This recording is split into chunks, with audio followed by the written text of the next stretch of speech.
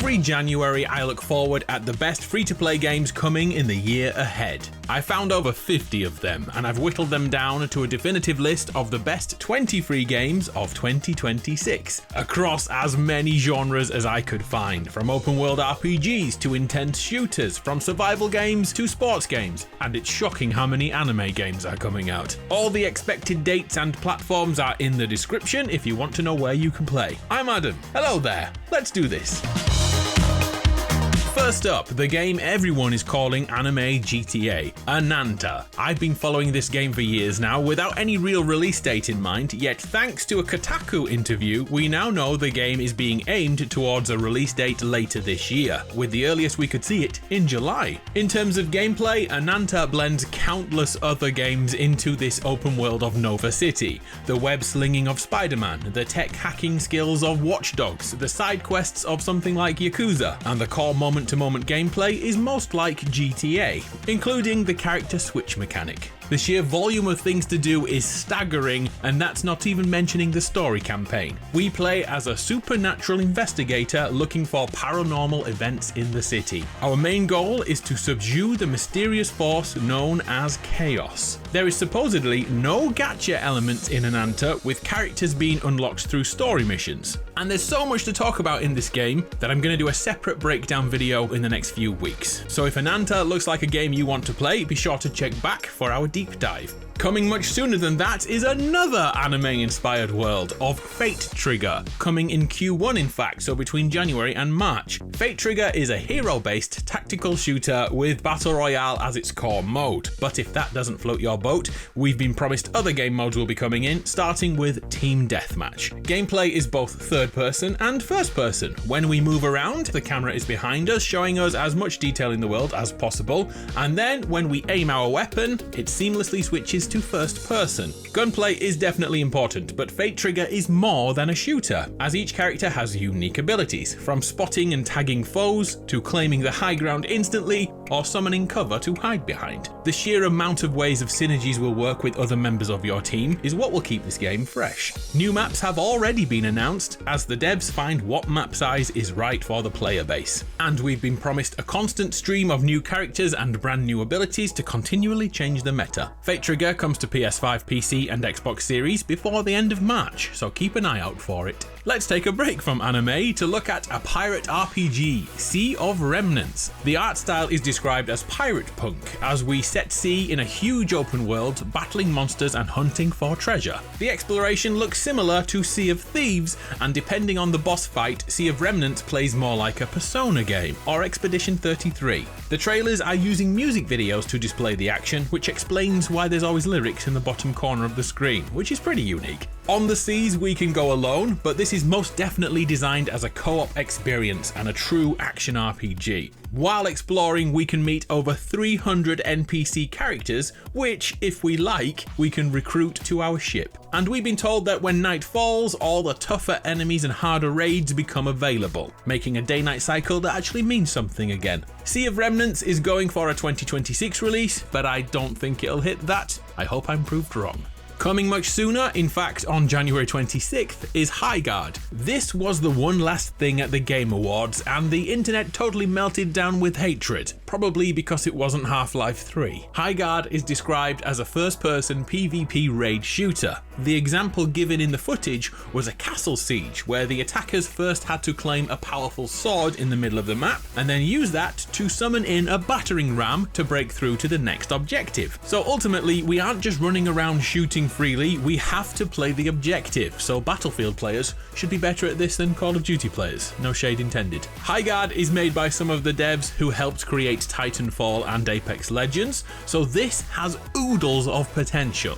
Being a horse-riding arcane gunslinger sounds pretty good to me. Coming January 26th. Sports fans, we have a few offerings for you this year. First up is Goals, a football game which is mainly arcadey in style but is packed with simulation traits like organising the team tactics and choosing your ideal team. And this is all based around a core mechanic of opening mystery card packs to build your squad. Unlike FIFA, Goals has no official backing and every player is randomly generated. There's no real world comparison, which some players will enjoy but others will not. Both male and female athletes play together on the same same pitch, which is another one which will upset some people. Oh, and I've been playing the beta, and I can tell you how addicting the process of upgrading your characters daily is, especially with the mobile phone app while you're not at your console or PC. I had to delete this game because I kept thinking about it. Goals is coming in 2026 and is currently running beta builds on PS5, Xbox Series and PC. Another football game is Superball, which is football but in the future, but really it's Rocket League without wheels. Coming to PS5 in 2026, but it's out right now in early access on PC and Xbox. The core difference to Rocket League is the characters. Each of our heroes has their own abilities to use on the field, and the holy grail is using those abilities alongside your teammates to bamboozle the opposition completely. From what I've read on the forums, the netcode has already been improved vastly, so Superball could keep growing in 2026. Take a look at World of Tanks Heat, a vehicular warfare game set in an alternate world after World War II. A new type of war has begun where everyone uses a high-tech tank. In 5-on-5 or 10 versus 10, we team up and select our tank, and of course each one has its own strengths and weaknesses, forcing players to think about the makeup of the entire team,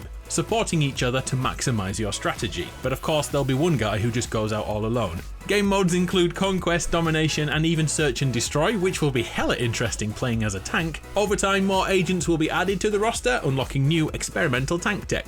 The speed of a first-person shooter and the firepower of futuristic tanks. This could be a game changer. And of course there's another game doing a very similar thing at a very similar time. This is Loaders, a 10-on-10 battlefield where all cover can be destroyed, blasting through rock, shattering walls, ploughing through sand dunes, which dynamically change the terrain. These vehicles are anti-gravity tanks that are totally customizable from the defensive options to the weapons we use. It'll be interesting to see which tank warfare game wins out in 2026. Loaders versus Heat.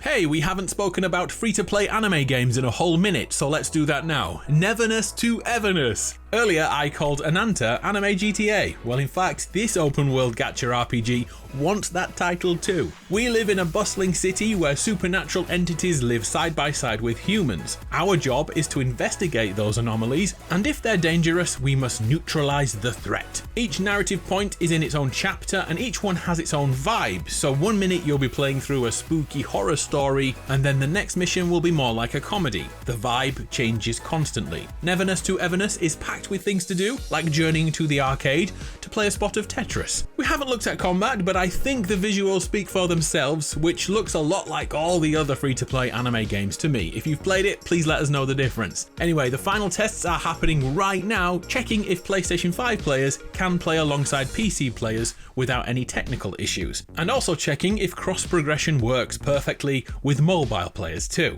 Neverness to Everness is expected to launch in Q1 of 2026, so we should hear more before March. Coming later in the year is Once Human, a PC game from last year which is coming to both PS5 and Xbox Series. Once Human is a multiplayer open-world survival game set in a post-apocalyptic world. I know you've heard that many times over the years, so here's the intriguing part. An extraterrestrial substance can be found in the world called stardust, and if we spend too long around it, it reduces our sanity and eventually transforms people into heart-stopping beasts and creatures. This is mainly a PvE experience, but there are also some raid zones for PvP players to have their no-holds-barred face-offs. We have a core story to follow, but we can do our own thing too, exploring the world and discovering boss fights, puzzles to solve, and random strange encounters that will make you question what is real, like a mirror dimension, where inanimate objects are actually alien creatures. Reviews on PC are generally favourable, so we console gamers will get our chance ourselves later this year.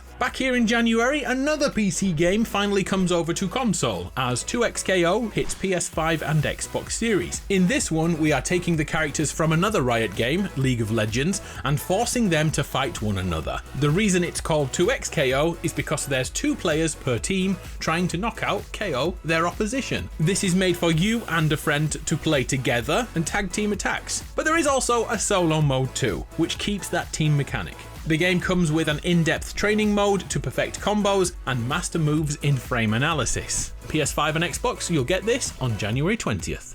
And speaking of Riot Games and League of Legends, a new refresh is coming to League in 2027 that will reimagine the source material to bring in new players. So if you've wanted to try but never really figured out how to get involved, this could be the moment for you. They will rewrite the game's foundations to allow faster updates in future dropped across all platforms. League of Legends Wild Rift was the mobile version of this, and it was going to become a console game, but it was cancelled as the touchscreen controls didn't translate to controller as well as they wanted. And the other side of the issue is the amount of buttons needed for the PC version is instantly too complex for casual players. So 2027 will change all that, and hopefully League of Legends becomes less frightening to be a new player of.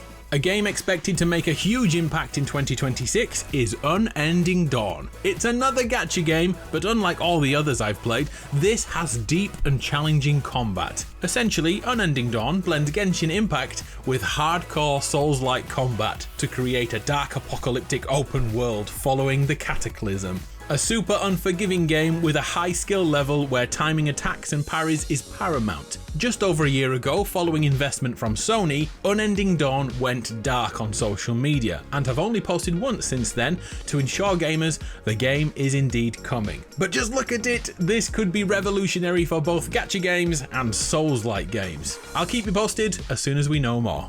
Do you remember Quantic Dreams, the team behind amazing games like Heavy Rain and Detroit Become Human? Well, their next game is a MOBA, Spellcasters Chronicles, a real-time strategy battle arena in which we play as powerful mages fighting each other for control of the source, a mysterious energy that can change reality and fate. In teams of 3, we cast magic, summon minions, buildings, and even god-tier titans. Everything in this game depends on territory, so we have to claim more land to be able to summon our legions, and thus expanding territory is the only way to win. Each game lasts up to 25 minutes. Spellcasters Chronicles is currently in early beta on PC, with more info about other platforms expected in the summertime. Another January game now, one coming for the Genshin Impact audience. Take a look at 7 Deadly Sins Origin. Set in a fully open world, we dive into this official anime universe of Britannia as Prince Tristan. The original manga sold over 55 million copies, so even if you're new to it, like me, it's very much an established franchise. And yet, we will see a brand new story unfold in the game. We explore and put together a roster of heroes with unique abilities to fight a host of fantasy and sci-fi beings. Not everything is about large-scale fights. The exploration in this world has us doing smaller things, like choosing a mount. We capture animals from pigs to mythical dragons to become our travel companions. If this hits like Genshin Impact did, we have another behemoth of a game to enjoy, releasing on January 28th. Remember Mecha Break? It released in July 2025 and forced PlayStation players to sit out for a whole year. Well, the game kinda failed, and now the dev team are looking at the anniversary on July 1st, 2026 as the relaunch day for Mecha Break 2.0. The online team-based shooter that sees combatants jump into enormous Gundam-style mechs based itself around 3 principles. Defensive mechs could soak up more damage than others, support tanks could heal whilst on the battlefield, and offensive tanks could dish out more damage over time. Super simple, and it looked pretty good, yet over time it went from 80,000 players to just 1,000 players, and the devs feel like they know how to right this ship. We'll find out more during the year, but we expect July 1st, Mecha Break's anniversary,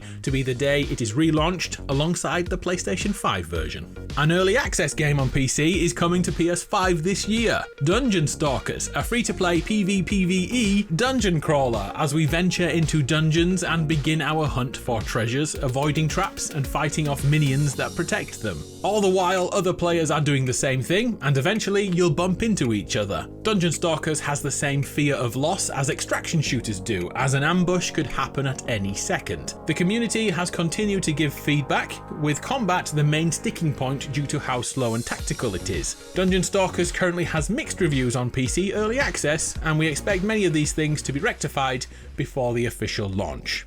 So, how many open world gacha anime games have been in this video so far? I honestly can't keep up, so here's another one, Silver Palace. This time we are in a Victorian steampunk city and play as a detective. Everything we see has been evolved by a new rare element called Silvarium, and every power-hungry official wants to control it, some hidden in the shadows. Tensions have risen across the city and we are tasked with sleuthing out the bad guys. There's also a supernatural element, as in the trailers, we can sense if people in the streets are hiding their true identities, like a werewolf. Looks pretty cool to me. Silver Palace is aiming for a 2026 release, and all the platforms are in the description. And back to January one last time, as Arknights Endfield arrives. This is a 2-in-1 action RPG and factory simulator, and somehow those two very different things work really well. We find ourselves on the moon resurrecting an old mining facility, and while it's pumping out resources, we are exploring Talos 2, finding secrets, defeating enemies, and keeping everything safe. Oh, and slowly unlocking our memories because we have good old amnesia. The mix of action and exploration with base building and management, who thought it would be possible? Well, it is. Arknights Endfield lands on January 22nd. And finally, a game that has been on this list for years now and always brings with it absolute confusion, Path of Exile 2. In 2026, this game will be finished and therefore it will be released for free. The isometric dungeon crawling RPG was so well received in paid early access, it's been there for over a year now. It's honestly absolutely worth the fee to play due to the depth of the character classes alone, but this video is about free games, so I checked the official line, and yup,